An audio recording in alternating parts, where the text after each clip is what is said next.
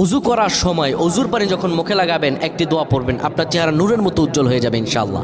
আপনার চেহারা নূরের মতো উজ্জ্বল হয়ে যাবে, চেহারা থেকে ব্রণ, মেস্তা, কালো দাগ সহ যাবতীয় সমস্যাগুলো আল্লাহ তাআলা দূর করে দিবেন এবং আপনার রিজিকে বরকত হবে ইনশাআল্লাহ।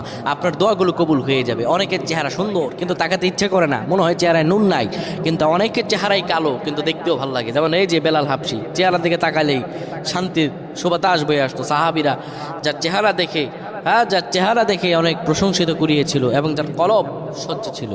প্রিয় ভাইরা আমার, অজু যখন আপনি করবেন, অজুর পানিতে যখন আপনার চেহারা ভিজাবেন, তখন অজুর পানিতে আপনি এই দোয়াটা 3 বার পরে, দুরূদ শরীফ 3 বার পরে ফু দিবেন। দোয়াটি হলো আল্লাহু নূরুস সামাওয়াতি ওয়াল আরদ, আল্লাহু নূরুস সামাওয়াতি ওয়াল আরদ। পানিগুলো নিয়ে সেই পানির মধ্যে আপনি ফু দিয়ে চেহারার মধ্যে লাগাবেন। আমার আল্লাহ রাব্বুল আলামিন